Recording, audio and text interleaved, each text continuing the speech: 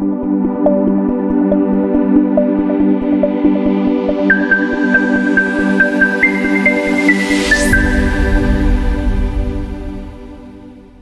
so turnover po natin today. I-familiarize ko po kayo dun sa mga parts ng makina and then kung paano yung operation po niya. And at the same time, sasabihin ko na rin kung kailan magpapalit yung mga filters, kung kailan yung backwashing po niya. Yun yung itatakal natin today. Umpisahan natin dun sa likuran. Dun sa di ba meron tayong filter po dun sa likuran? Nasa labas. So, di ba yun yung nakakonekta dun sa ating deep well, papunta doon sa filter. Tapos papasok dito sa ating rotang.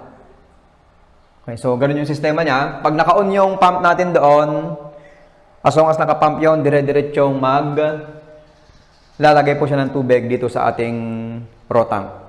Diretso yan hanggang sa mapuno yung ating rotang. At hindi po yan mag-overflow dahil mayroon kaming nilagay na float valve. Yung float valve ay dito, may nakalagay sa loob ng float valve. Yung parang yung gumaganon. Parang stopper niya. Nandito. Kaya hindi siya nag-overflow. So, ibig sabihin, continuous siya na naglalagay ng tubig pag naka-on yung ating pump doon. Tapos kapag ang tubig ay nasa mataas na, high level na, kusang pipigilan niya yung tubig para hindi mag-overflow. Which is makikita natin dito sa mga level hose dito. Yan. Kunyari ngayon, nandito na yung ating tubig, yung raw.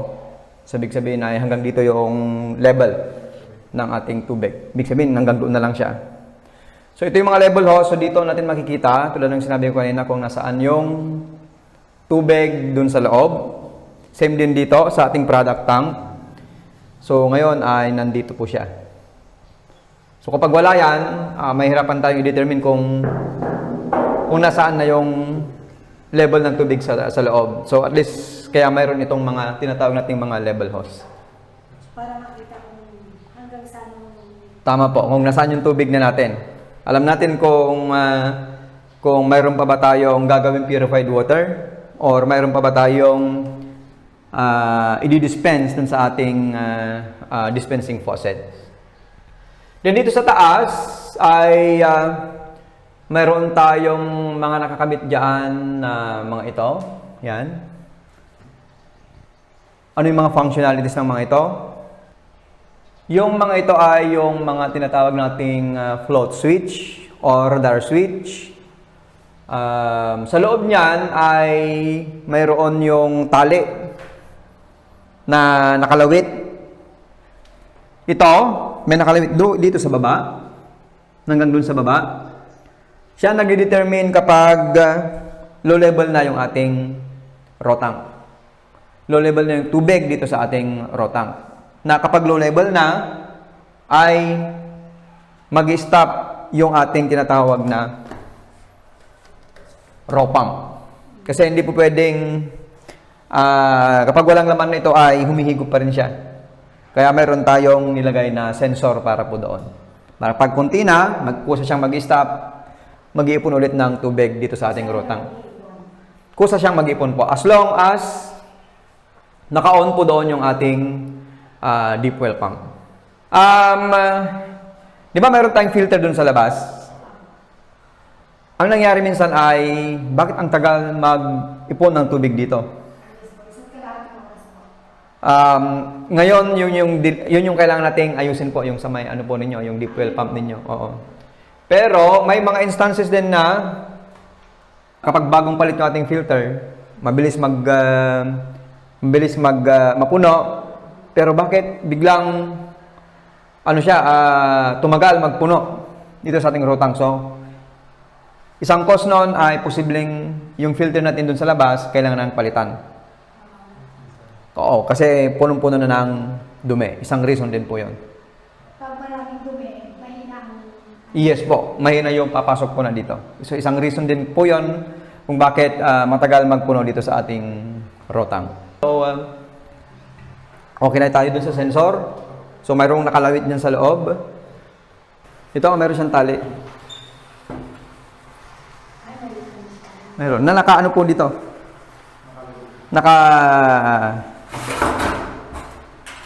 Kapag may tubig to, nakalutang po yon.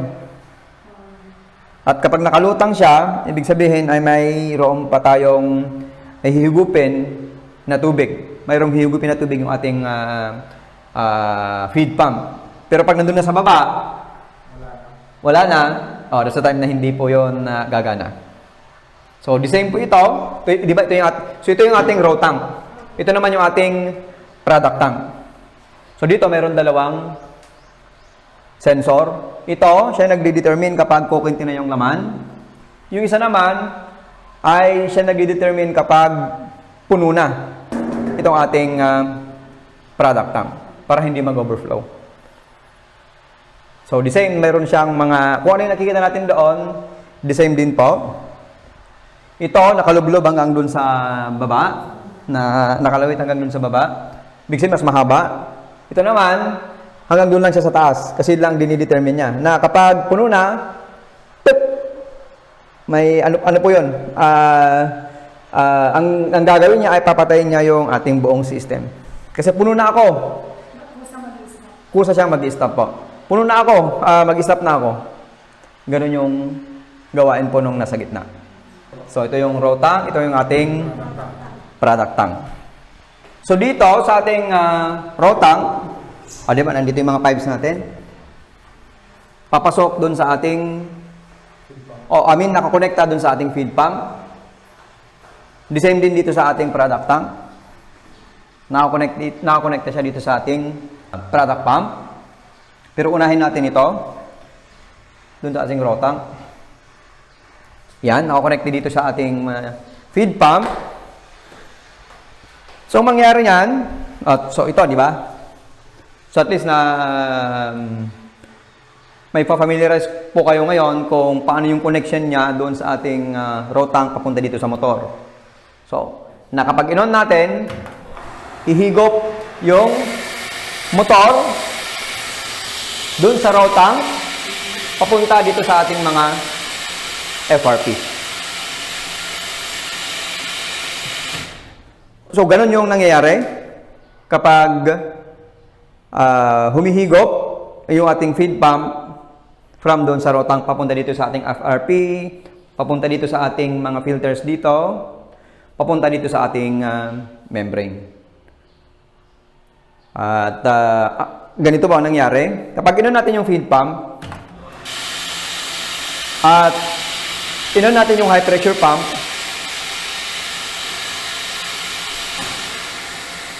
ang ginagawa niyan ay nagpo-produce na tayo ng purified water. So, ibig sabihin, ito, pag inon natin yung feed pump at high pressure pump, yan yung pipindutin natin kapag gagawa tayo ng purified water.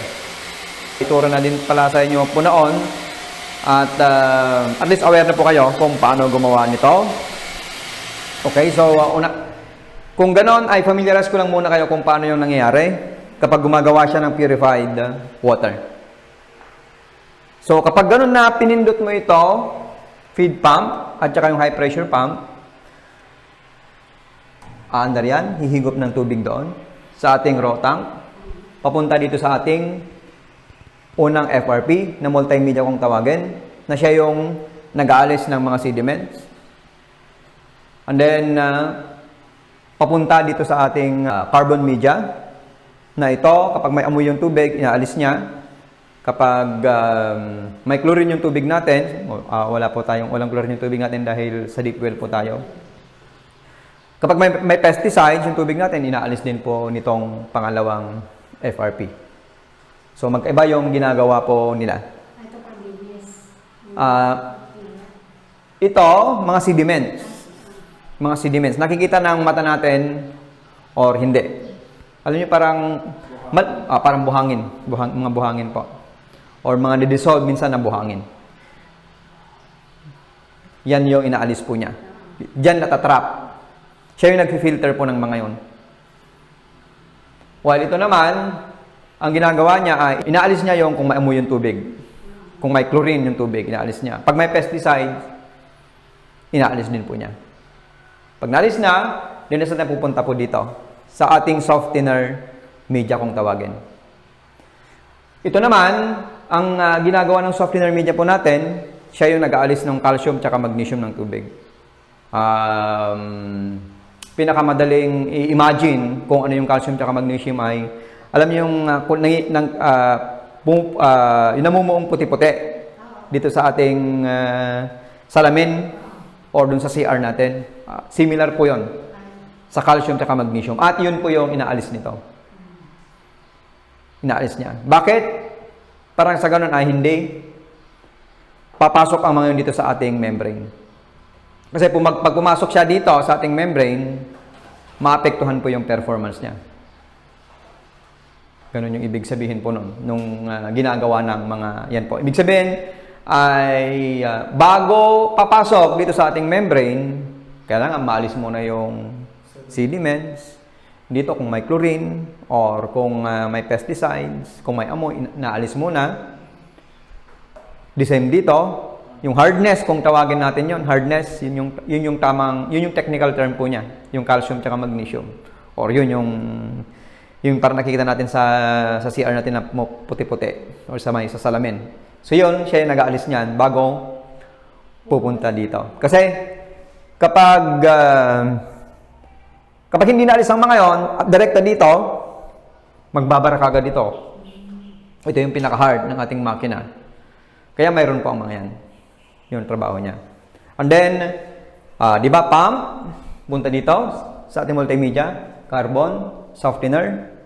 Tapos ay pumunta siya dito sa ating dalawang filter po dito na 5 micron at saka 1 micron.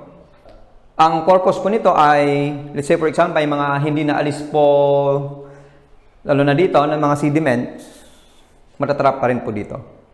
Or, let's say for example, ay nagkaroon ng problema later on po yan, matatrap po dito.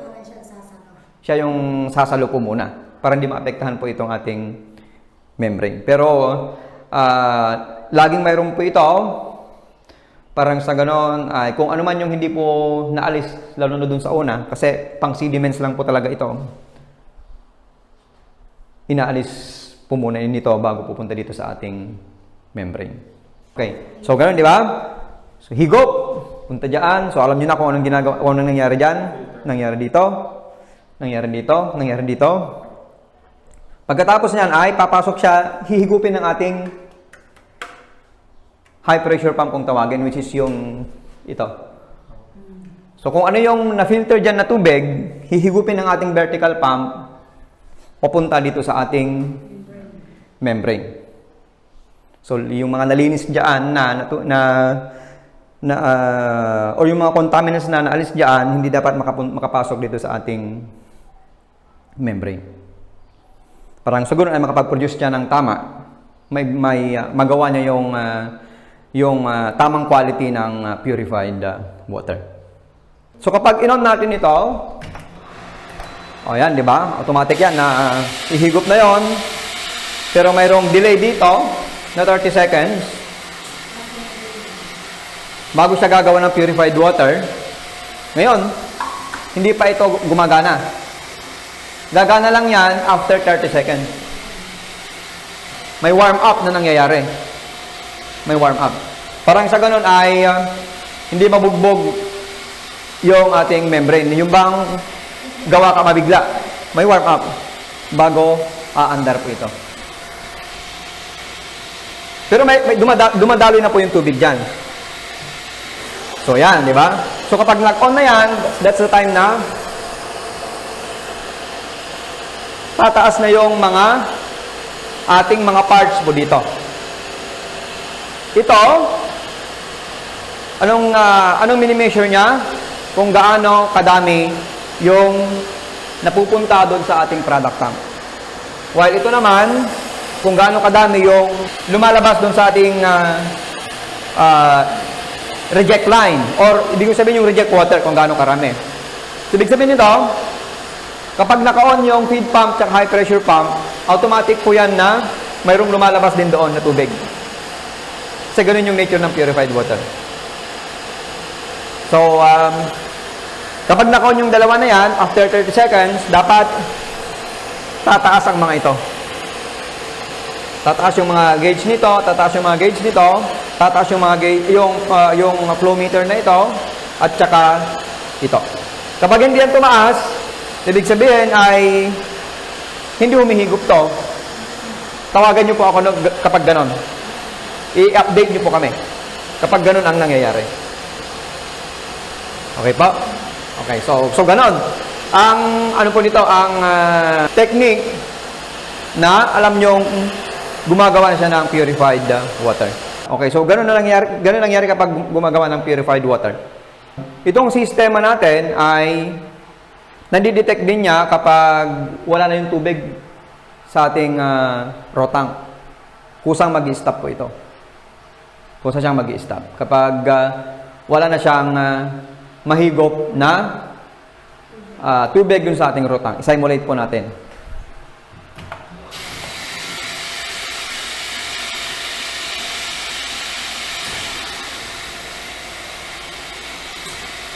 Yan, may 30 seconds na delay pa.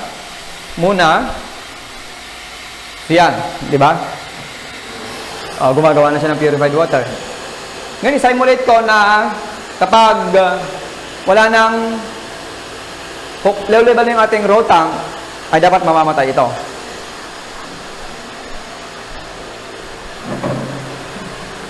Kasi di ba, sinabi ko po ito yung nagdi-detect kapag low level na. So, pwede ko i-bypass po dito.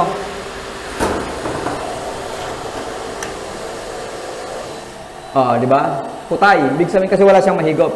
Kasi kapag low level na ito at tumatakbo pa rin yung buong system, may UUP po ito. Which is, hindi po pwedeng ganun mangyari. So, nag-gets nyo pa ano kung bakit dapat mamamatay yung buong system kapag wala nang laman yung low level na yung tubig. Kasi kapag wala siyang mahigop, ano mangyari dun sa system? May UUP po ito. Kaya,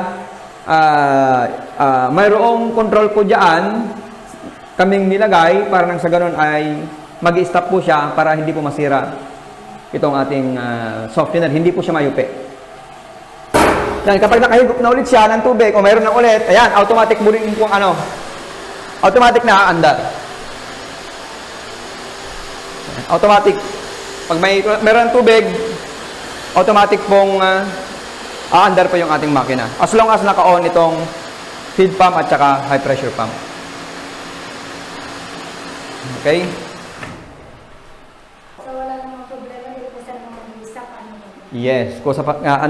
Nadidetect po lahat ng ating buong system. At ito po yung nagdidetect po nun.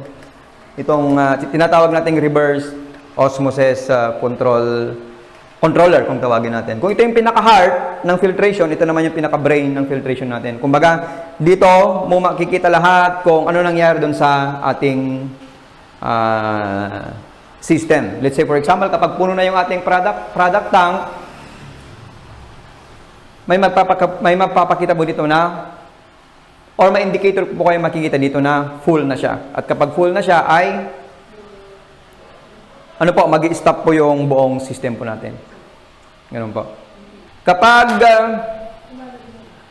may problema yung ating mga pump, nadidetect po din po ng ating control panel po dito, yung control system. Iilaw po ito pag mayroong problema itong ating feed pump. Iilaw po yan kapag may problema po itong ating high pressure pump. Iilaw po yung product pump trip kapag may problema po itong pump. So yes po. Ibig sabihin mas madali mag-troubleshoot kapag ganon. Itawag nyo lang sa akin or i-video po ninyo bakit umilaw po yung red, ano yung dapat namin gawin. Mga ganon. Para at least mas madali mag-troubleshoot in between sa atin po. And then dito, low level product tank, dyan na din natin mali-determine kapag konti na yung laman ng ating product tank. At wala po tayong may re-refill dyan kapag umilaw po ito. At kailangan nating magkarga ulit kailangan ulit mag-produce ng purified water. Okay, so question po. Sir, pag kunyari, pag puno yung dalawa, pwedeng, pag kunyari maramihan yung, i-refill, pwedeng pagsabayin itong apat na... Pwedeng pagsabayin lahat kapag nakikita nyong dire-diretso, yung pagre-refill, ay pwedeng pagsabay-sabayin po yan lahat. Yung apat po na yan. Oo. Kasi, di ba, kung ito yung dalawang pinipili natin kapag nagpo-produce tayo, ito naman yung kapag nagre-refill po tayo. Ngayon, lalo na itong UV light, kapag medyo matagal yung time bago tayo mag-dispense, let's say for example nga nag-dispense tayo, tapos ay magdi-dispense ulit, matagal bago tayo magdi-dispense ulit, patayin po muna natin.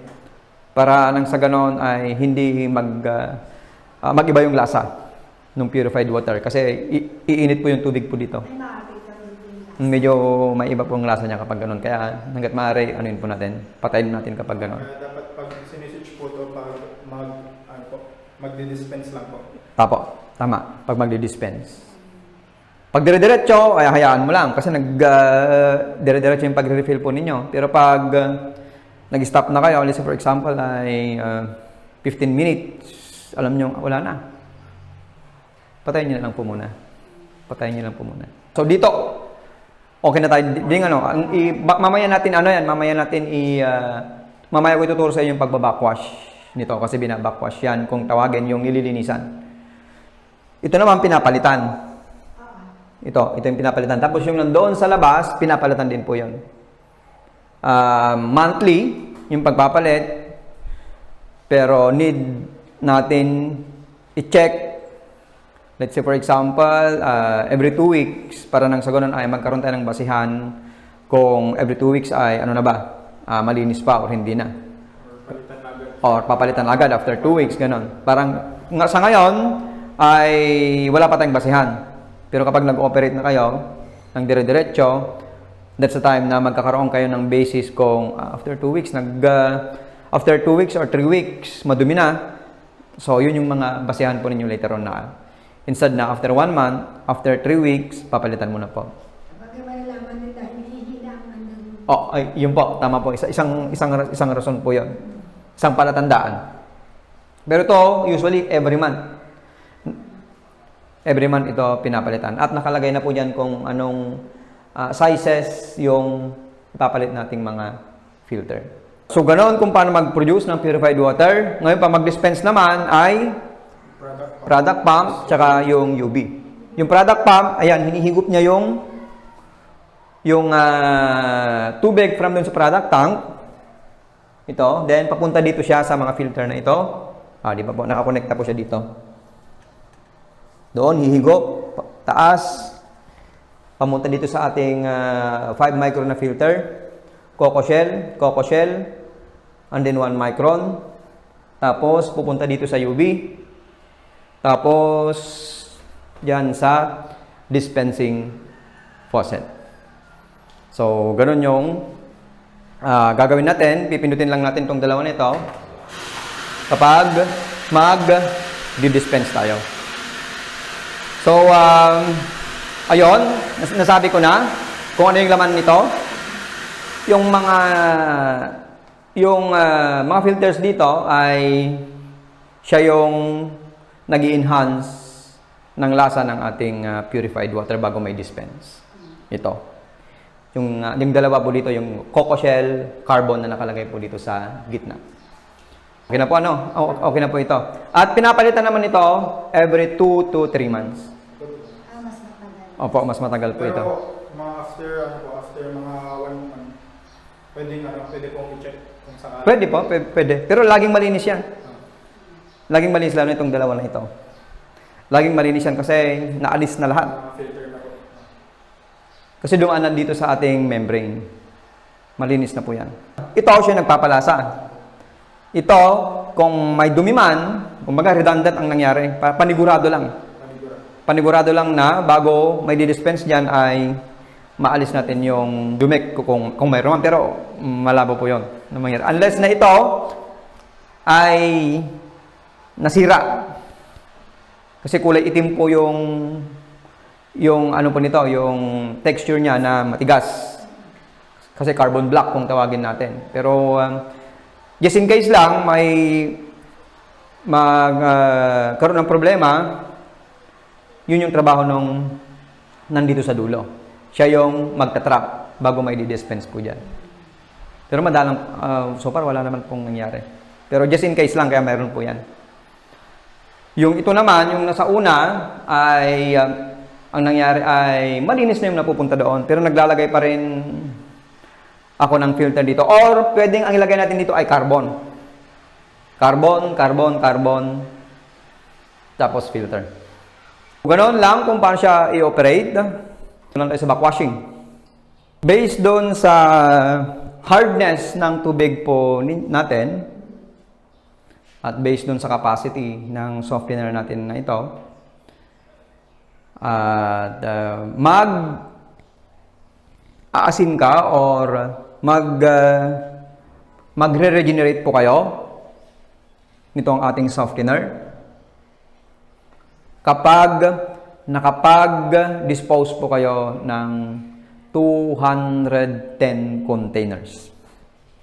So, yun yung basehan natin. O, 210. Or, ang isang basehan ay bili kayo ng tinatawag nating hardness test strip. Test strip. At yung hardness test strip na yun, doon natin malalaman kung soft pa ba yung tubig or hard na yung tubig natin. Pero by default, hard water po siya. Pero pag dadaan siya dito, magiging soft po siya. Dito sa ating softener. Ang isang way, mas accurate, parang sa ganun, alam natin kung kailan natin ito ibabackwash at mag-aasin, magre-regenerate ng asin. Itong tinatawag nating hardness test strip. Naubusan po ako, kaya hindi ako nakapagdala today. Pero ganito po yung itsura po niyan. Ganito.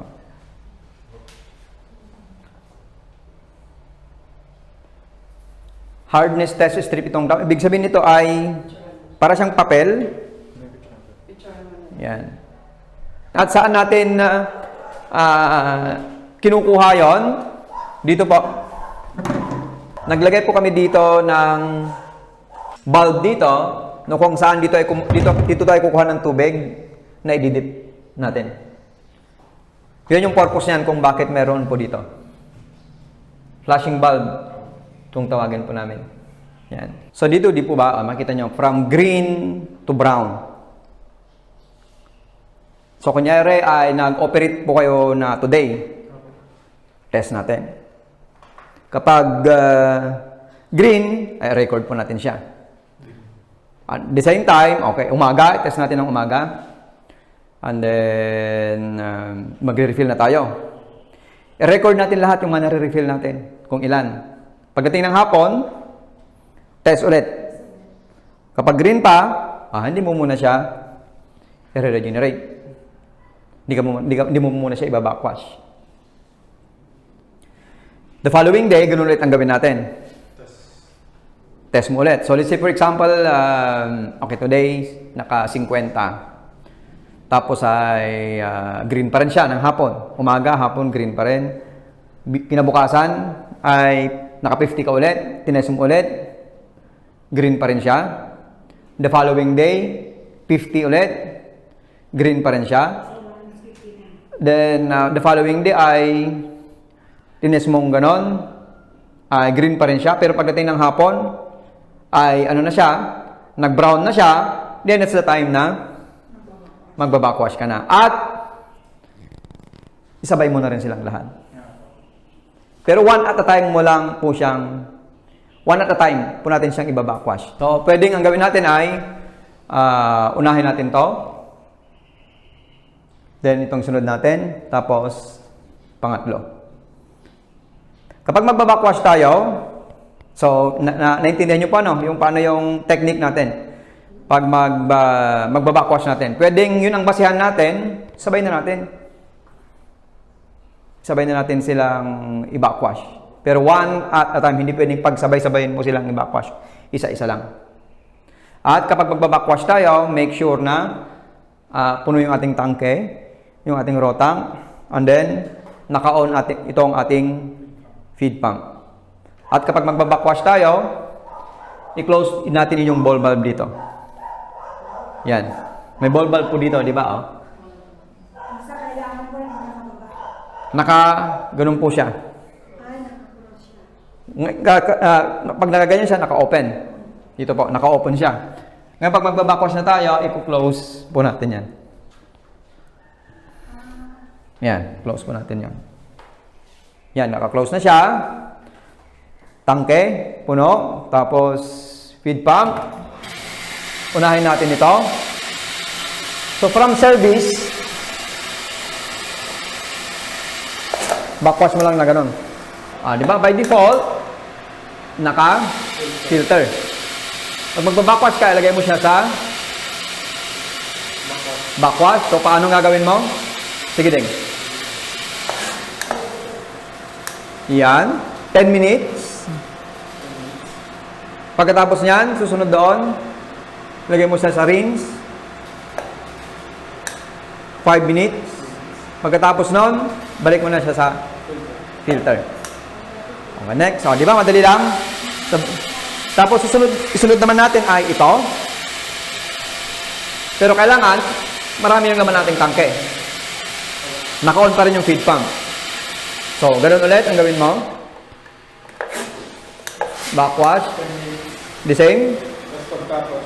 Yan. Tama. Yan. So, ganun lang yung dalawa. Ito naman ay iba. Bago natin i-backwash yun, ay maglagay muna tayo ng 10.5 kilos na asin doon. So, saan nilalagay? Dito. Maglagay tayo dito ng 10.5 kilos na asin. Kahit na ng asin po yun, no? Ano siya? Ang tawag niya, rock salt siya, yung malaking tipak. May benta sa shop. Hindi pwede yung ordinary na salt lang.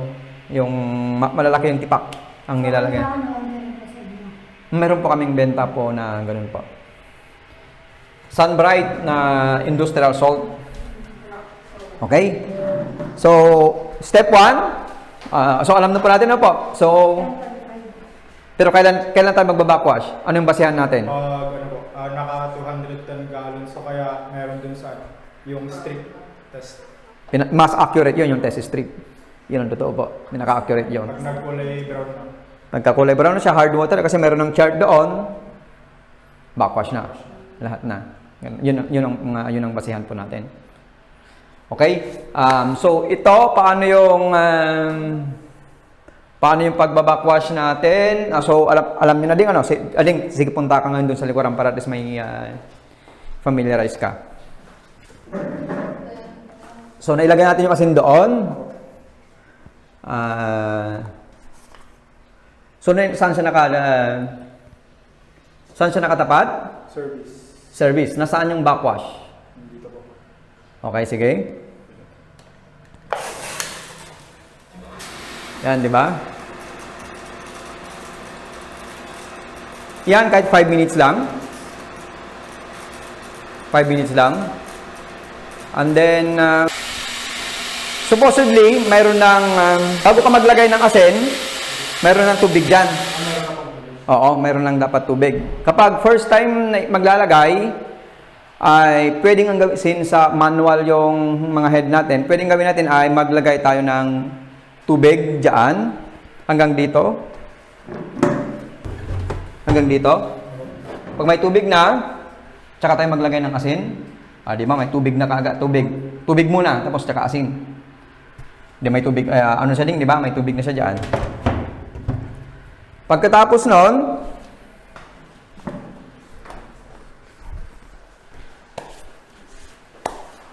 ay, yun na, di ba? From service. Lagyan natin siya sa backwash. 10 minutes. Pagkatapos noon ay ano yung mga nandito, Dave? Ano yung nandyan? Nakikita mo? Yung fast rinse tas ano, yung brine refill. Okay. Yung dito? Brine refill. Hindi, yung ito. Brine slow. Okay. Pagkatapos niyan, ilagay natin siya sa dito. Ang gagawin niyan, magsisip-sip siya ng na-dissolve na asin doon. Hanggang sa maubos. Kapag ubos na, so babantayin mo. Kapag ubos na siya, ang gagawin mo ay ilagay mo siya dito sa brine refill. Yung brine refill, maglalagay siya ng tubig dyan. I-check mo ngayon din. Dito sa ating brine tank. Buksan mo din, buksan mo siya. Nagkakarga siya? Doon sa, okay, tama. Makikita mo sila, pag bubuksan mo, makikita mo dyan, kung may tubig dyan na lumalabas. Di ba? Tapos, di ba makikita mo, mayroon ng tubig dyan. Di ba? Tama?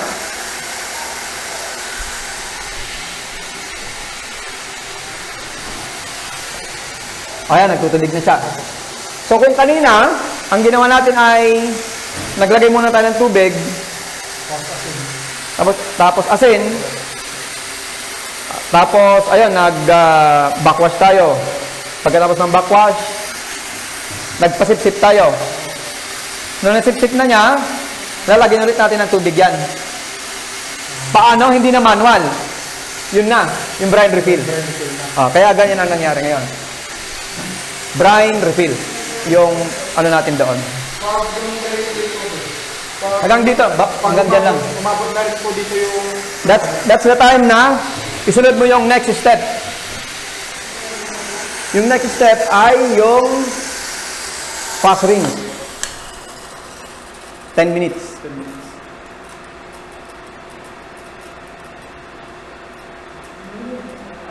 Pagkatapos noon,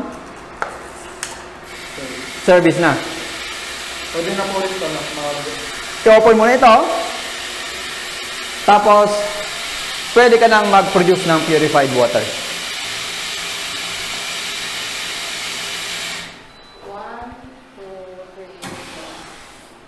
Yes, din ano? Madali lang.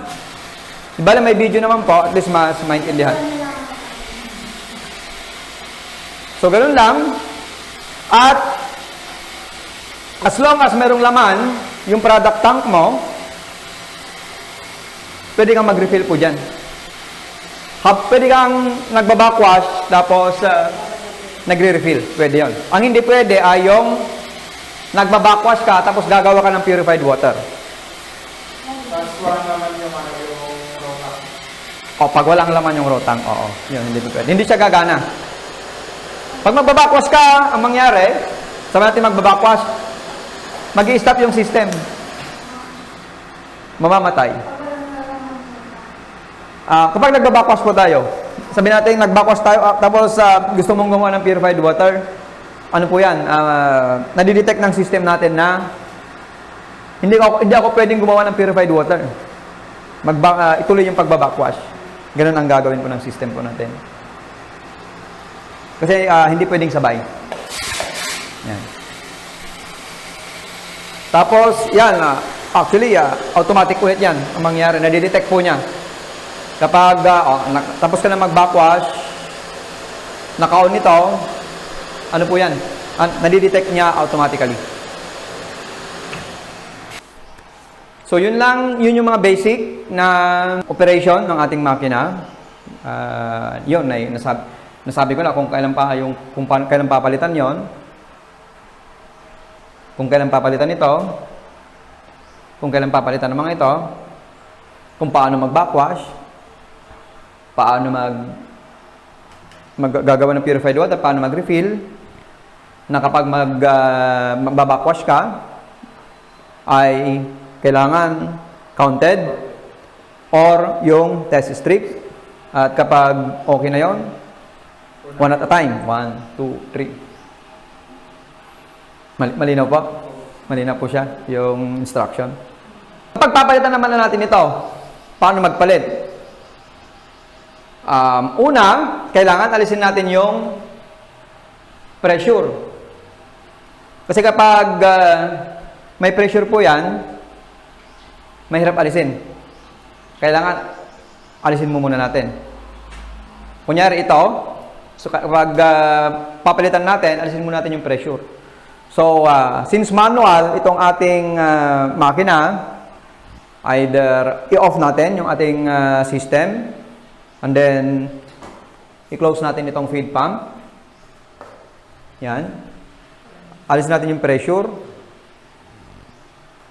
Kasi mayroon pang isang way ito para maalis yung pressure. Pero may shortcut. Doon na tayo. Kasi ito, pag tingnan mo sir matagal. Mag-ano dito ng tubig. Pero matagal. Tingnan mo, di ba naggagawin siya? Nagbo-move siya. Matagal yan. Mas maganda dito na lang. Para maalis yung pressure. Tsaka mabuksan. Kasi kapag hindi mo ginawa yan, mahirapan kang mag-alis nito. So, paano mag-alis? Meron tayong ito. Tapos, ganun lang.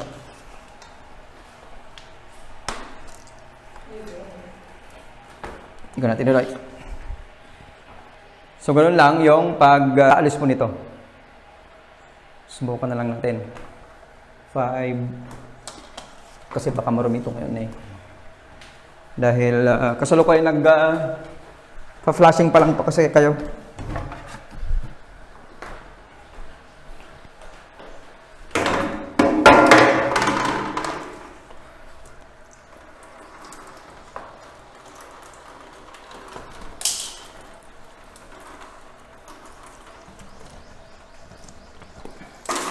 Ayan.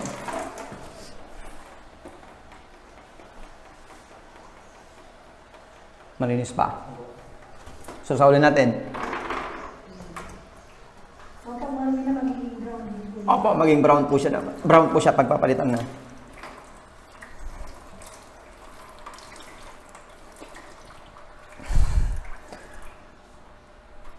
Na-backwash ng maayos ng aking staff. Kasi malinis yan.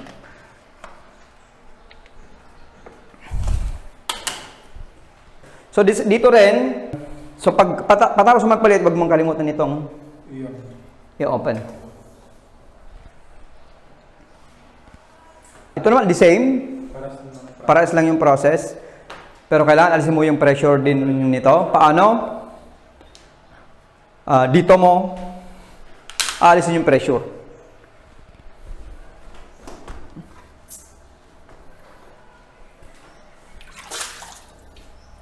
Kasi mahirap alisin yan eh. Pag mayroong laman, may pressure, mahirap. Kailangan alisin mo muna. Paano? Patayin mo yon yung motor, tapos, or dito na lang sa ating jet wash.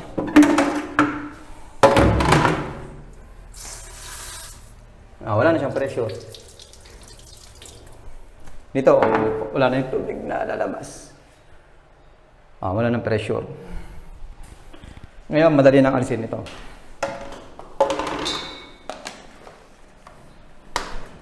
Di ba? Madali na lang. So, kapag may pressure, mahirap alisin. Kaya ganoon yung technique na ginagawa. Pero, pag papalitan mo ito, sara mo muna ito. Okay. Bali yung feed pump ko, dito po. Tapos yung sa po, dito sa may parang Product pump? dito. Tama.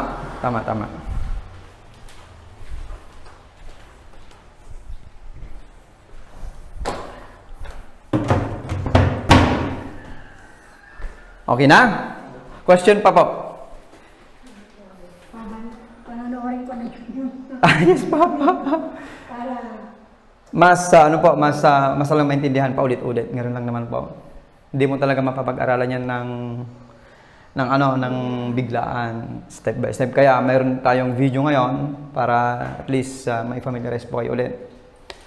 Sisend na lang namin yung link po sa inyo. Wala na kami bubuksan dito, sir. Wala nang bubuksan. Para Pag maglilinis nito, kahit na hindi na... wala ding, wala. Yun lang, sarado mo lang yung mga bulb doon. Kung parehas din ang pagpapalit ng filter, yung sa labas. Yun yung obserbahan po ninyo doon. Gusto bang tingnan po natin ngayon? Check po natin kung So, 2, 3 weeks din, sir. saan yung natin. So, wag natin iwala po ito.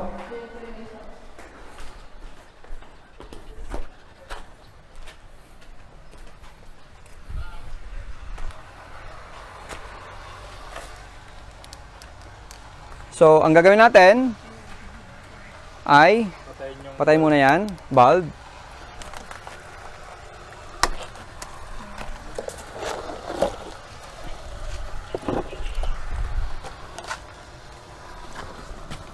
Taran!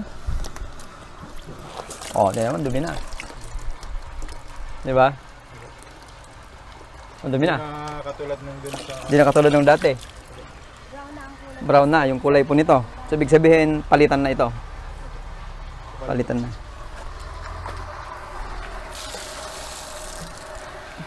Yun yung sinasabi ko po kanina, na kailangan nyo i-check ito para at least ay ma-aware kayo kung kailangan 3 to 3 weeks, sir. kahit weekly, try mo, check mo para may basihan. Pero ano rin kasi, bago pa lang yata ito. Bago po ba ito? O noon pa? Itong... Pero ngayon lang ulit nagamit, tama po? Nito lang. Continuous po yung gamit ng... Continuous din ba yung gamit nito? Opo. Kaso walang... Ay, walang motor noon. Okay.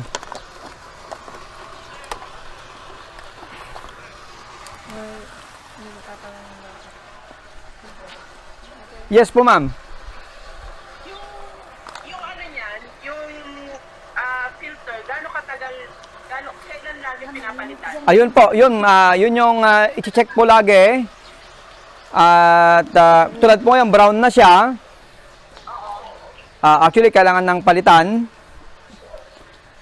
Yung yung filter po niyan. Asa ba palitan? Ano ba yan? Yung Coco Hash ba yan o yung Hydrocef? Yung ano po ito, sediment filter. Yung kulay puti. Yung puti. Oh, yung tigwa 100. So, ganyan kadumi ang tubig? Every... Isang linggo pa lang yan, ganyan kadumi. Ganun po yung dito sa usually ganyan po dito sa labas. Pero pag, di ba sa loob naman kanina, di ba malinis na po? Oo, malinis. So, ibig sabihin dito, kahit pa paano ay nalilinis na po dito. Mapoprotektahan yung ating makina. Kaya mayroon po yan para matulungan yung ating system. Oo, kahit pa paano ay natutulungan na yung system, natutulungan niya yung ating system po. Siya ang unang-unang sasagap ng dumi. Siya yung unang sasagap ng dumi.